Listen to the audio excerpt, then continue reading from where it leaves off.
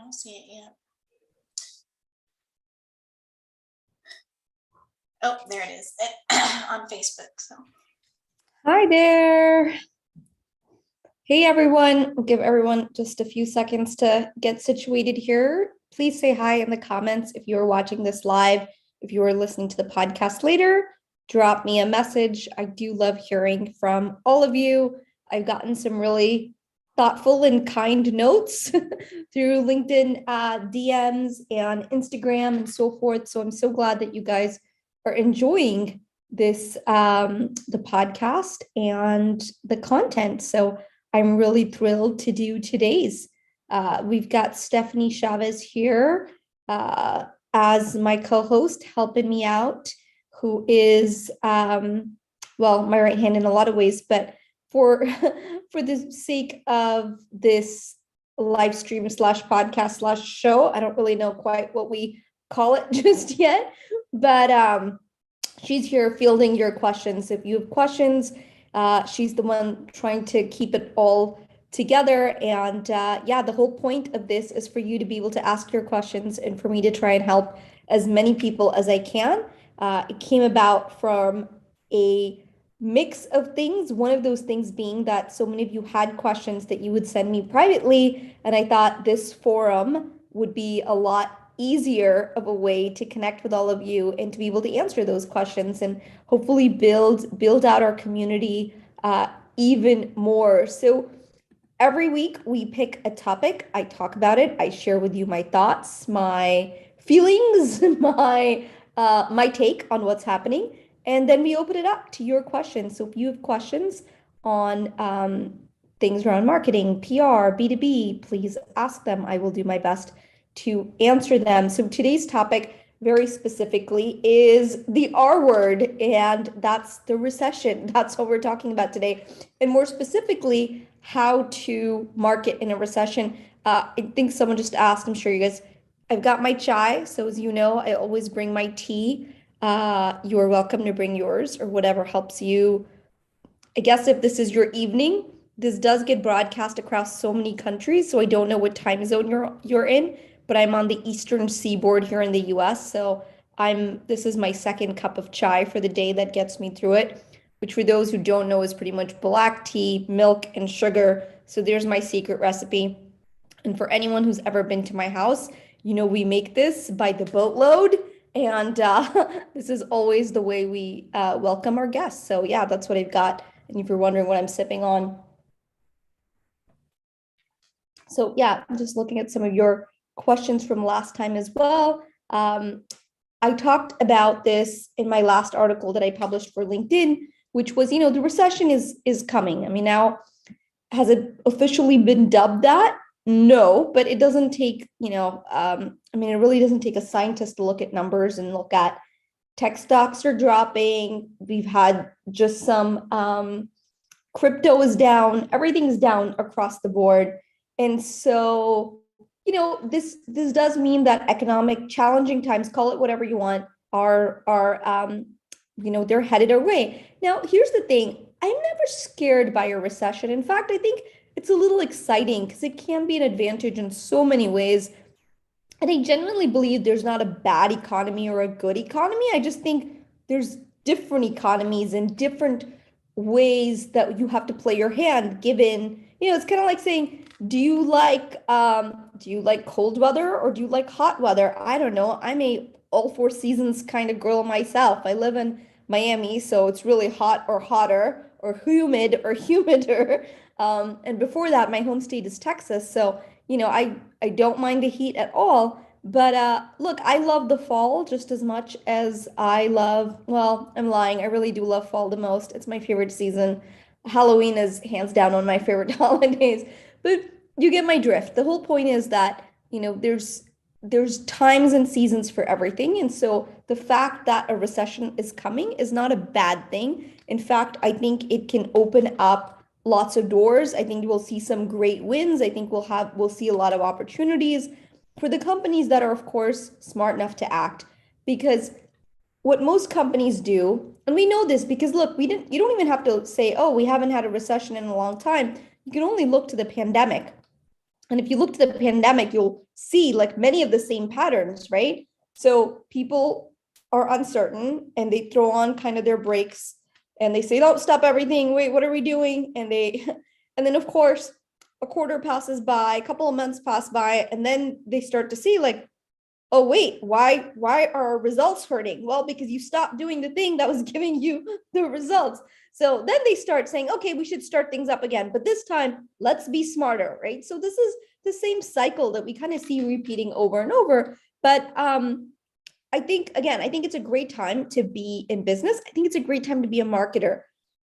If you are a marketer that can that understands how your customers buy and are really a fan or understand how earned media, owned media, paid media, all of this works together. If you understand how dark social works, like if you understand what it takes to create a category and generate demand, like you're going to be in demand. I think that's sort of the bottom line is if you understand how to take advantage of these wins, then I think you're in a really good place. So I do think, in some ways the talent squeeze will get a little easier and marketers that are really good are going to be even more in demand. So I think this is all good news. And so, okay, how do I know this? Where's my experience coming from? Well, some of you may know or may not know that I started Zen Media during the Great Recession. So it was actually called the worst recession since the Great Depression. So this was 2008, 2009. I was just graduating out of grad school, and I had so many folks and companies at that time just say, there's no jobs. It was a really, really tough market to get out and get into. But that's when I started Zen Media.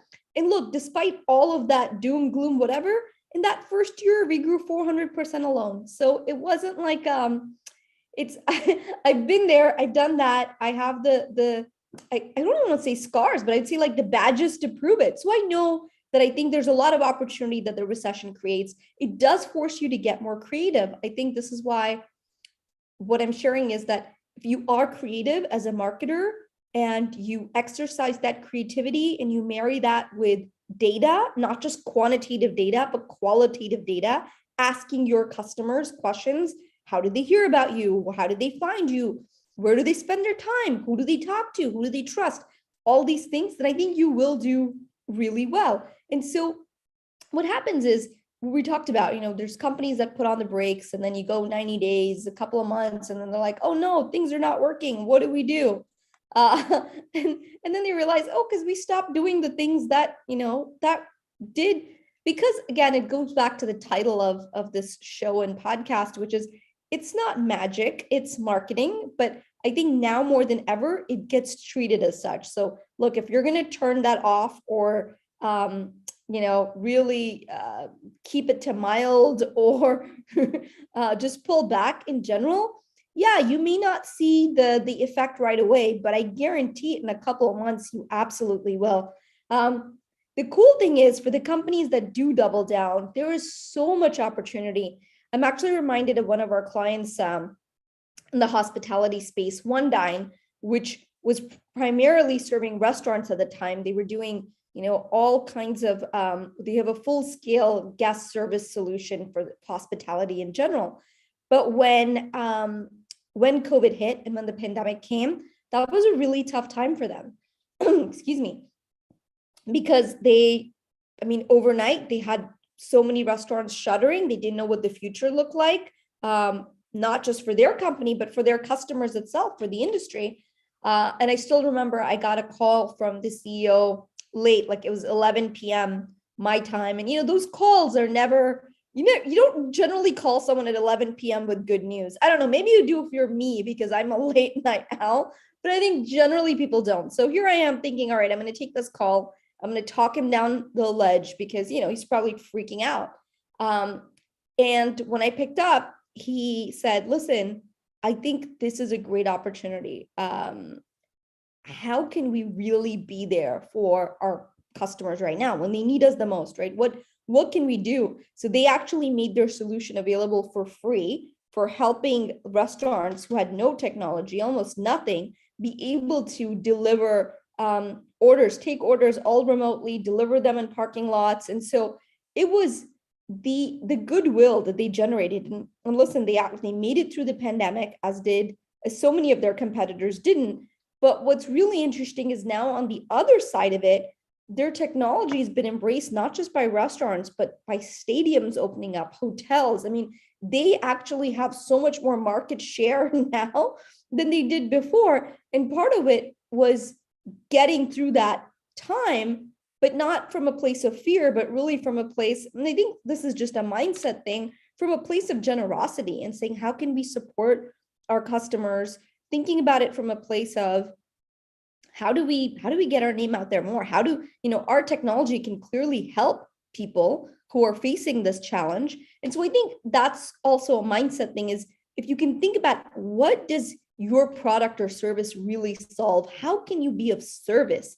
Not just our services, right, which is what everyone thinks about. How do we market our services? But the recession, I think, forces companies, smart companies, to say, how can we be of service? And generally, doesn't matter the economic times, when you ask a question like that, the answers that you get from yourself, from your team, from your customers are really the things that are often game changers and craft a brand new path for you. So that's the kind of question that I would urge you to start asking yourself. One of my favorite quotes is by Warren Buffett. He said, "Opportunity comes infrequently. When it rains gold, put out the bucket, not the thimble." So the other thing that we saw during the pandemic was advertising rates went down. So there's so many opportunities opened up where because, right, there's supply and demand dried up a little bit from companies that were scared or pulling back. They didn't know what was happening. This is where other companies stepped up. So what happens is people and companies often fall into two buckets. There's the thimble group. They get scared, they hoard, they pull back on key business drivers like marketing. And in the really short term, it does make them feel better, right? Like the numbers look better, they feel like they're safe. But in the near and long term, they face really tough consequences. I mean, and I'm not just talking about like brand value. I'm talking about revenue. I'm talking about hard numbers that eventually, as they look at their balance sheets and they look at their sales, they see the impact. And then there's the second group, which I call the get out the bucket group. This is my people. But this is where, when competitors get scared, they get braver, right? So they understand, like, there's some really good opportunities that come up.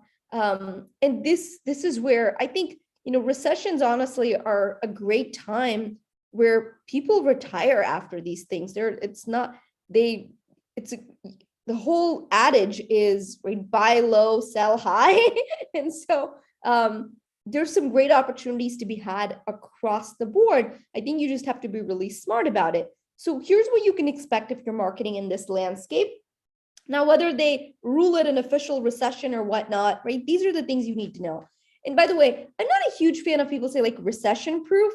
Look, there's so many more variables to running a business than just marketing or PR. There's a lot of things that go into that. There's product, there's your one thing that does need to happen during a recession for companies to really thrive is that everything needs to be running well. So customer success, your product teams, your sales teams, your marketing teams, it's things, there's just a lot less room for error, right? When it comes to, oh, well, something's off. No, everything needs to be a little bit tighter, a little bit cleaner, just a little bit stronger. And everyone needs to be marching to the same drummer here, is what I'm trying to say. So here's the things that you can expect to see, right? Buyers in general will become a lot more discerning.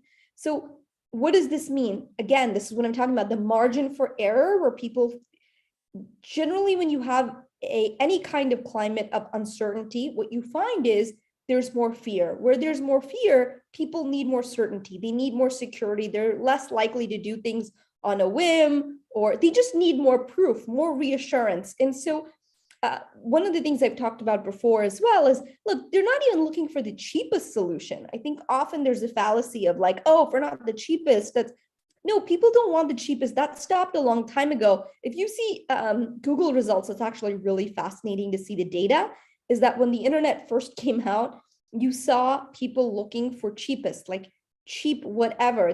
Those were the things they were, from cheap IT solutions to cheap CRM SaaS. That was sort of the go-to.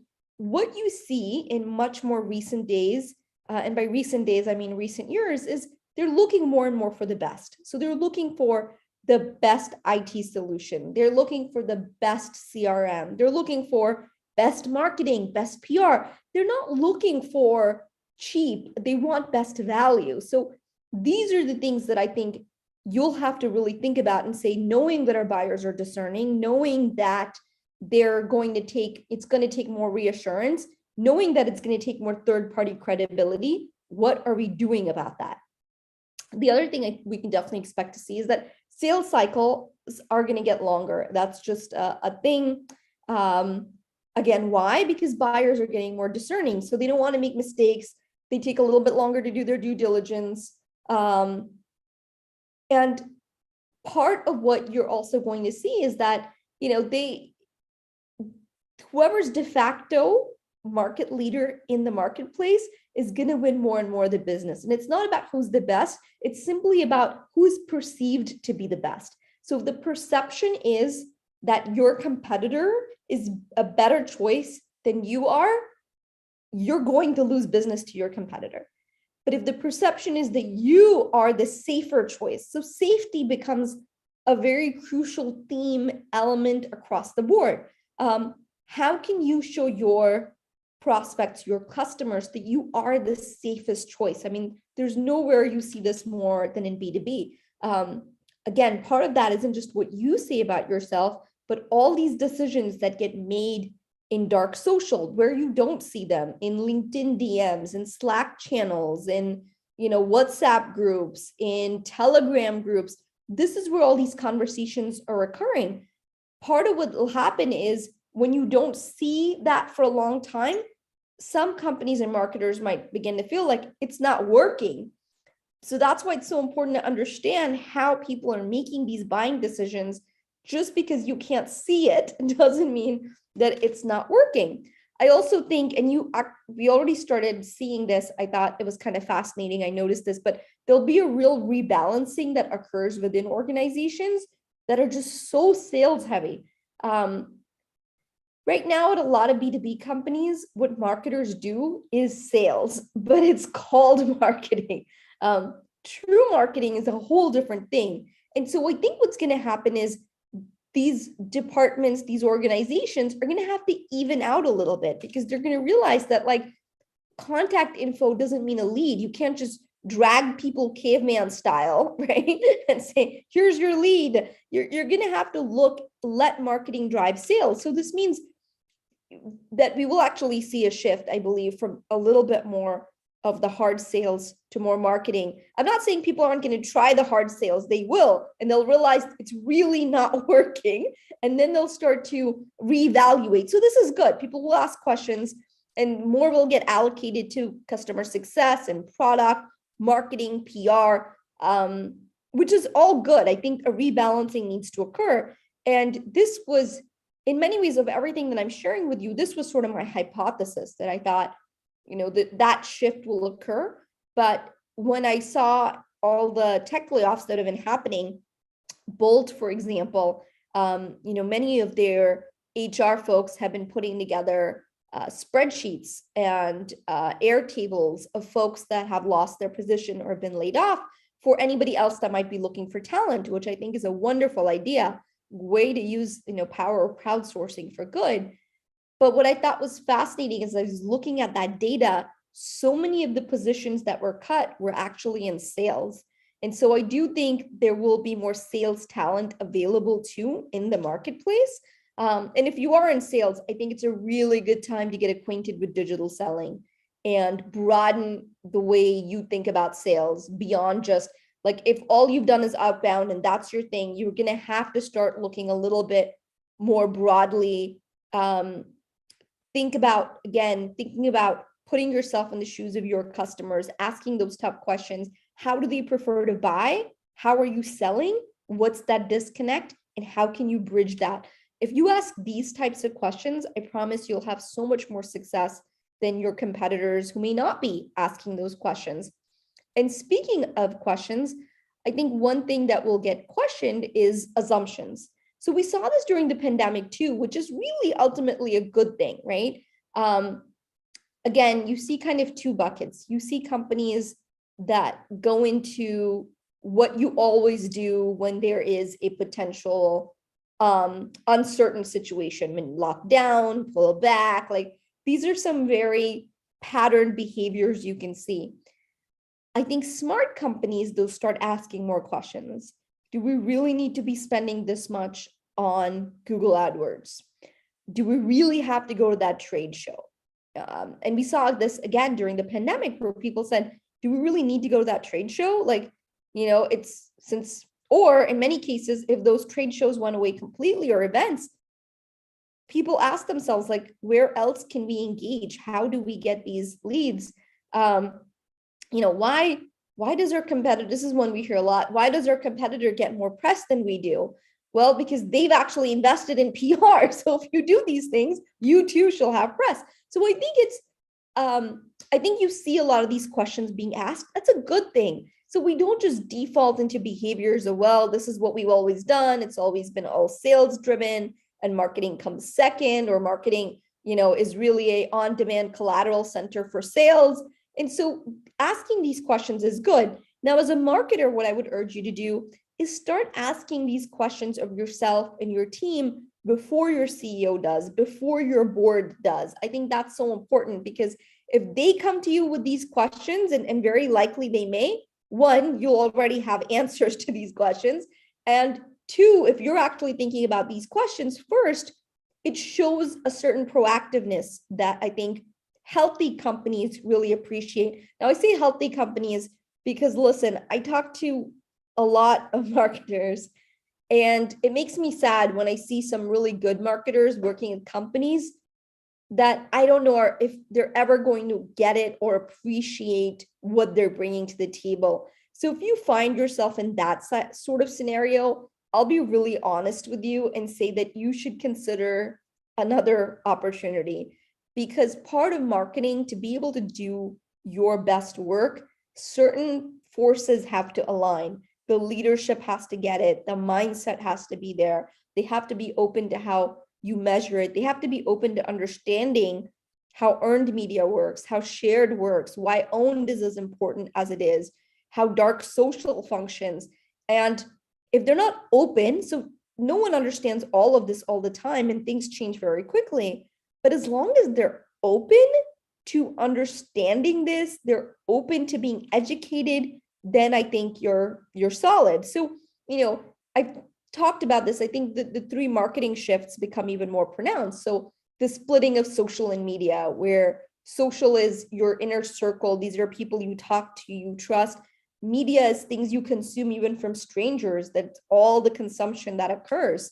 Then you've got sort of dark social, which the decisions that are being made are not in front of your face. They're happening where you can't track them.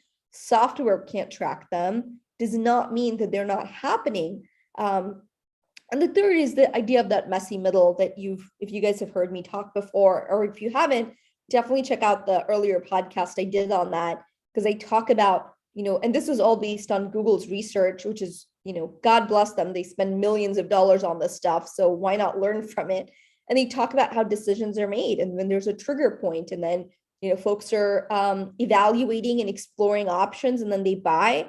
And the one thing they found hands down was the miasma around this whole process is exposure. The more your brand is out there. So if you've, again, heard me before, I say recall drives revenue, and 95% of your target market is not in the market to buy right now, for B2B especially. They're not in the market. So if all you're doing is focusing on that 5%, man, that is going to be a losing battle, because very soon you're not even going to be able to have that data, right? More and more of that is going to go into dark social, where you can't see it, you can't track it. So how do you even know which 5%? Focusing on that 95% or ignoring them, you really do so at your own peril.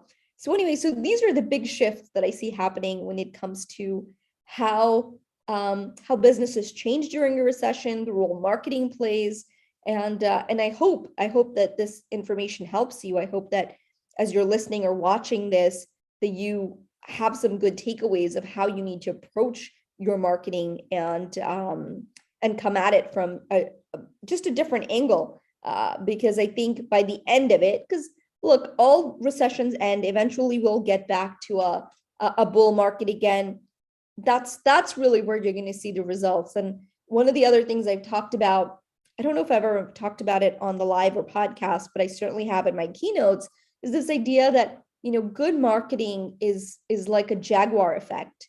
It's a thing in stealth. So if you see a jaguar, it doesn't chase after its prey right away. Most of its time is spent in stealth mode.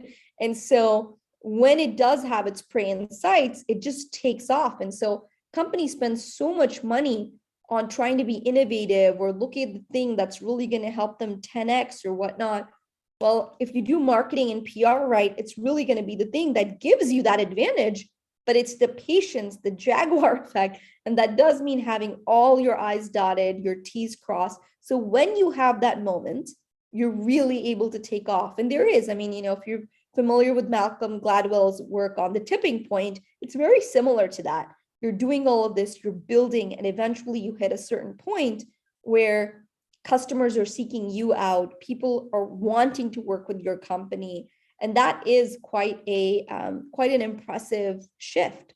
So anyway, so let me pause there, Steph. I've been talking a mile a minute, but hopefully it resonates. And yeah, let's take some questions. Sure, we have a question from Shan.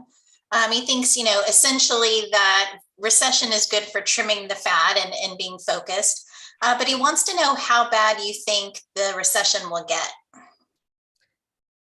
Look, I'm not an economist, so Sean, thank you for your question. I guess what I'm trying to say is it doesn't matter how bad it gets. In fact, the worse something gets, the more opportunities open up. So look, I'm not saying, wow, we really need a terrible recession here, but obviously something needs to counteract inflation. And so like these are factors that are outside our control.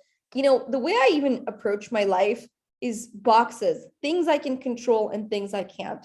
So how long the recession lasts, who knows? How bad does it get? I don't know.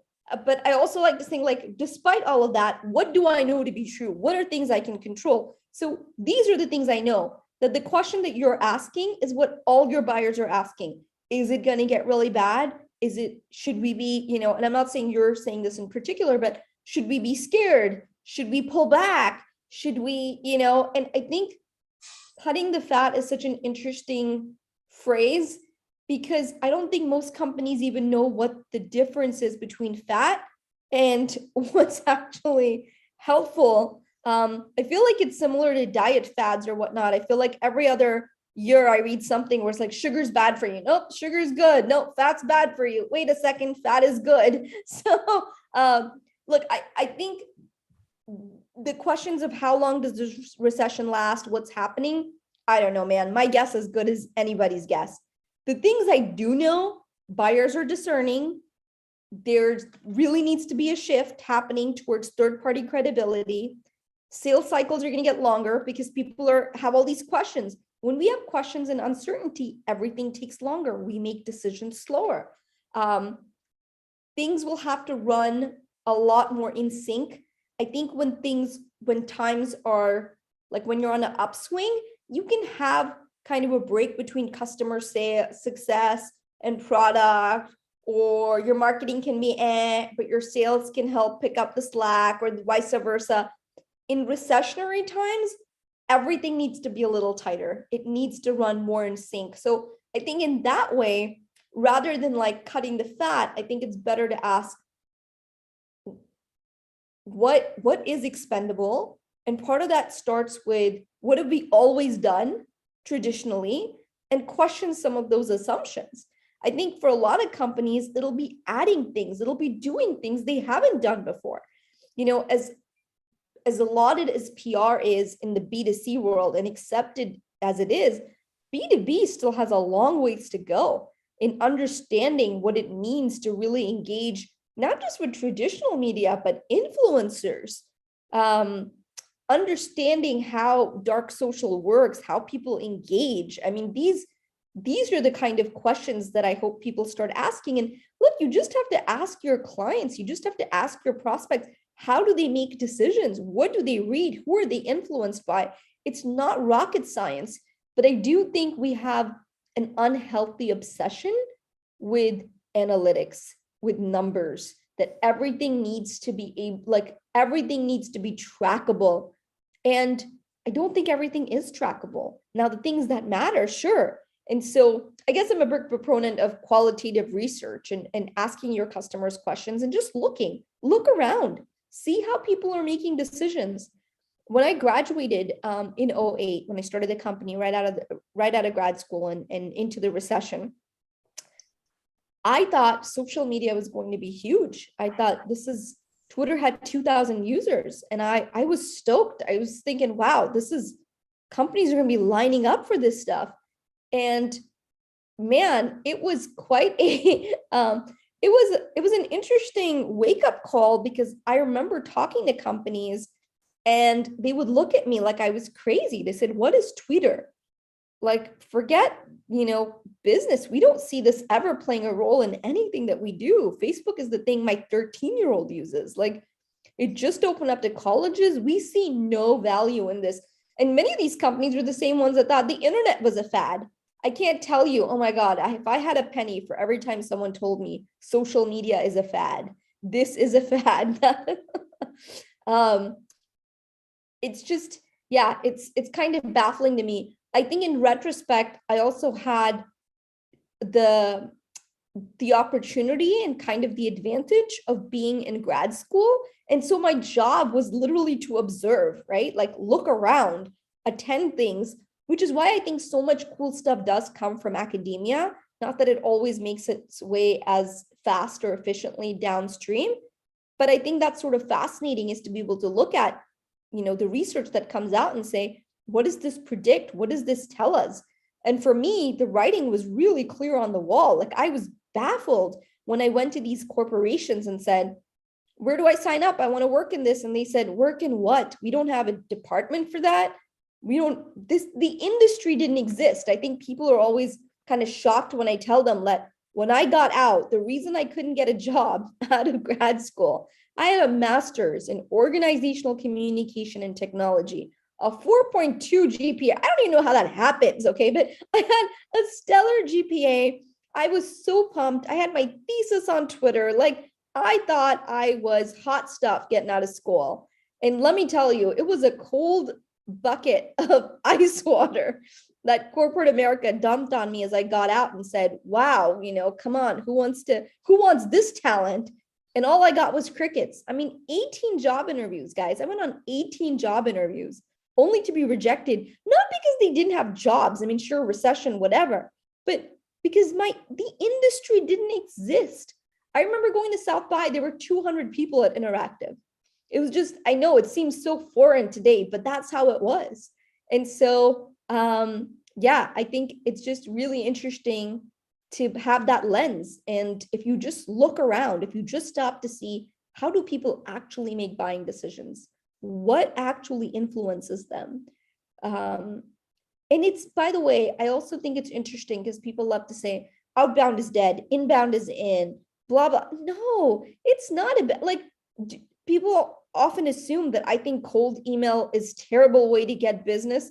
Not at all. Like, here's the thing, I'm not emotional about any of this. I'm not attached to one way or the other. I simply like to look at what works for your customers.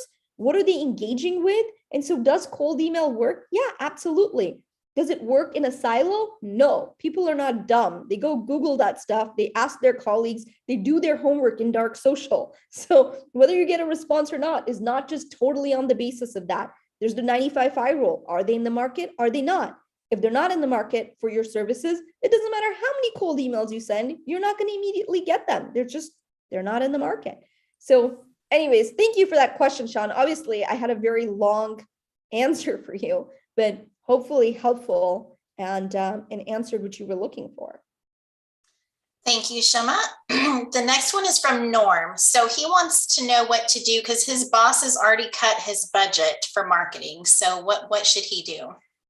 Get another job, Norm. Get another job. Norm's gonna hate me. If Norm's boss is listening, bruh, give this guy his budget back. What are you doing? So this actually proves my point where I was saying that there are companies that are cutting budgets already, which is fine. What I find fascinating though is they're going to do this. They're going to go 90 days, 120 days, and then they're going to be like, Norm, where are my results? And Norm's going to be like, you cut my budget. You took away what I was doing. So what did you expect? Yeah, again, this goes back to, it's not magic, it's marketing. It takes resources. I did a post on LinkedIn today where I was talking about, look, it's always time or money. I get asked all the time, if we're a startup, what should we do? We don't have tons of money. How do we market? Good. You got what everybody else does, time, 24 hours in the day. So that's what you do. You use time. When you scale and you get to a certain point and you have more money than time, you hire people to do it. I mean, again, guys, not rocket science here. So Norm, I'm going to tackle your question a few ways because there's so many variables that I don't really know about. What did they cut it from? I mean, if you went from like a $20 million budget to a 15 mil, I think you'll still be okay. If they cut it from 5 to like, 100K, then yeah, I'd be looking at some LinkedIn job boards. So I think it depends on what, and what the expectations are. Look, in certain companies, marketing is very much treated as a stepchild, a secondary. It is a demand collateral center for sales. And so I don't know what your function is, what your outcomes are, what your goals are. So I will say this. I mean, I think creativity is underrated. I think explaining this, that, all right, if we're cutting budget, things are going to take longer. We need time, whether it's more people or more time from one person. Again, there's not a magic formula here. I don't want to tell you like, oh, you can still get great results. If I was in your shoes, I would really, really work on that qualitative data and start calling your customers, your clients. How are they finding you? What convinces them to buy from you?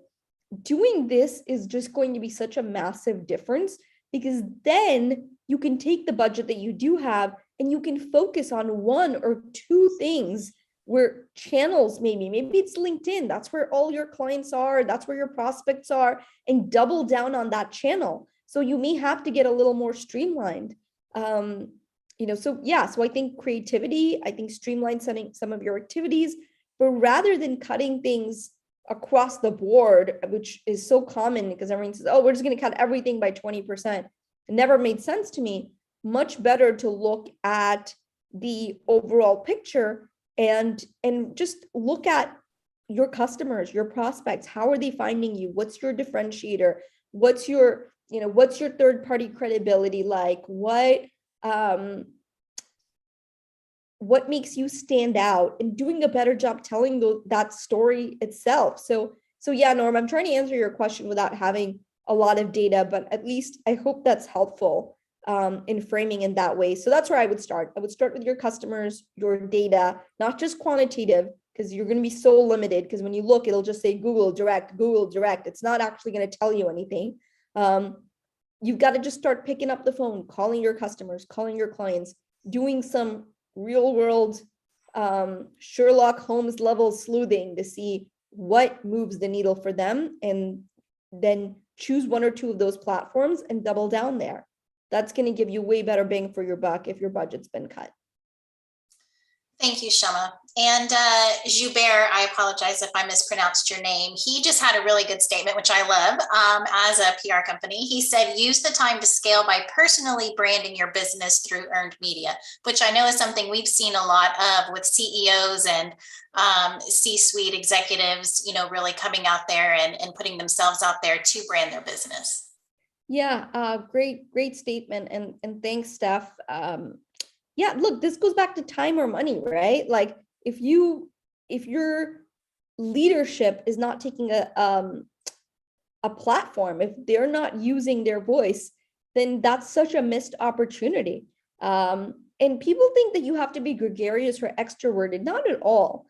I think you just need to have content and a perspective and things that resonate with your target market. So it still goes back to that same thing. And yeah, look, you are going to see a much more discerning buyer. And so that means your share of voice matters. It means, you know, what someone else says about you, whether it's Inc. or Forbes or, you know, someone's favorite podcast host or peers. I mean, what colleagues of your prospects say to them, that's just going to matter a lot more than it has in the past. So absolutely. I mean, building up your thought leadership, I don't think that's a bonus anymore. I don't think it's like, oh, you get bonus points for doing it. I think it is a key tool in the arsenal that you should by all means utilize. Because it goes beyond even your getting your customers, right? It's about your employees and your team and who do they want to work with? Like what often I get asked by especially young marketers when they're looking at two jobs and they're like, oh, I'm comparing between company A and company B, and here's the package. And I always tell them the same thing. I said, forget the package. I mean, there, you know, more or less, there's not a huge difference there. Competitive salary is a competitive salary. What you're really looking for is who do you get to work with? Who is your manager? Who is your leadership? Do they care about their people? How do they show up for you? Do you think this is someone who will mentor you, help you? Really someone that you would be able to look up to and learn from? Or are you just going to be a cog in the wheel, you know? And that's how I would make those decisions. So I always make that same recommendation. It's not the what, it's the who. It's who you're working with. It's who you you know, it's who your people are and who's really going to be open to your ideas. And like I said, it goes back to so much about mindset and leadership and true leadership. Not just just having a title after your name doesn't make you a leader. I think this is so much more about how you show up for your people, how you think about things, how you approach the world. I think leadership to me is a much broader philosophy than it is to do anything with the title. So anyways, one more question, Steph, for you answered that you didn't really ask about, but you know, choose jobs based on the people, not the titles. And I think all of that is really secondary. The last question is from Emily. What's the best way to know where I should spend the budget? Good question, Emily. So similarly, as I mentioned earlier to the earlier folks, your customers, start there. Your prospects, ask. How do they make decisions? Where do they get their news? What publications do they read? Who do they follow on LinkedIn? What do they trust? What podcast do they listen to? Who are they influenced by? What, you know, and those are the areas. That's where you got to show up. Understanding and by the way, there's going to be things that are specific to your audience. And then there's going to be stuff that's true across the board for just how modern buyers buy. I had a very fascinating conversation today with a prospect. They're in the retail sector, and we do a ton of B2B and tech-driven B2B. And their CEO, the head of marketing, was talking to me and said their CEO said, we've got to have a firm that does just retail media. That's it, just retail media. And I said, okay, well, there's no problem with just focusing on retail media. If you feel like that's where your prospects are, that's what they're looking at, great. But I said, but understand this, the journalists, the media that you're referring to that work for these retail publications and trade pubs, they're not full-timers. More than 60% of them have multiple gigs. That's just one of their freelance jobs, right? Many of them write for 5 or 6 publications. So it's not like you've got these full-time, people with their neat coiffed hairstyles, like 50 styles, sitting in a long row of desks, typing away and ready to, talk about your company. No, I mean, this is what I mean by, like, you also got to look at macro. How do people communicate? How do they make decisions?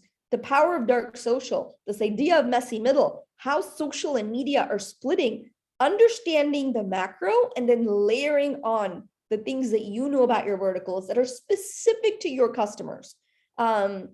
We work with just such fascinating clients, and they have good intel. Like, for example, if they sell to doctors, right, or physicians, they know, hey, physicians, these are the conferences they may attend. These are the associations our physicians are part of, whatever. That's layered in. That's wonderful. Know that information. But the macro is physicians are still individuals. They're still using and making decisions and using technology like you and I. I mean, so there's keeping, I think, both these things in mind. That's what should really be driving your budget. And understanding these things like the 95-5 rule. If your whole budget is going towards getting that 5%, that's going to be tough. So you've got to think about it in that balance, right? Being able to obviously capture the people that are looking for you, but also being able to establish yourself as a category leader. And how are you going to approach that? So great question, Emily. Thanks, Steph. Thank you so much for being my wing woman on this. I'm all about Top Gun right now because you saw the movie and it was so good. Yeah, man, Tom Cruise did a fantastic job. That was a really well done movie. I won't give away spoilers. So if you haven't seen it, check it out. I thought it was really cool. Some good business lessons in there, but maybe I'll definitely wait a minute to talk about it so I don't ruin it for anyone. Thanks so much for joining us, guys, and we'll do this again. We'll do this weekly. Join us. Leave us your questions. Again, we're asking the same question I am asking you to ask of yourself, which is how can I be of service? How can you be of service? And I feel like that's really, at the end of the day, what's going to move the needle for you across the board, regardless of your vertical or client base. All right. Till next time.